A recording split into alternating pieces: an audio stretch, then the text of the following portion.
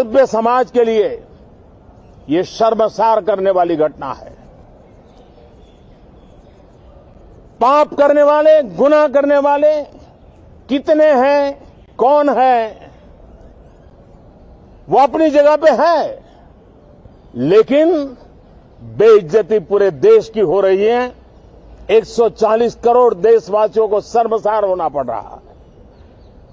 मैं सभी मुख्यमंत्रियों से आग्रह करता हूं कि वे अपने राज्य में कानून व्यवस्थाओं को और मजबूत करें, खास करके हमारी माताओं बहनों की रक्षा के लिए कठोर से कठोर कदम उठाएं।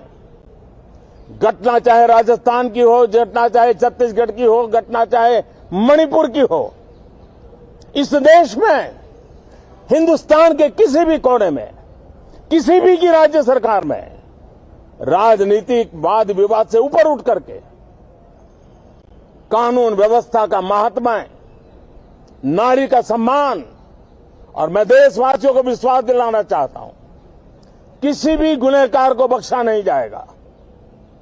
कानून अपनी पूरी शक्ति से, पूरी सख्ती से एक के बाद एक कदम उठाएगा।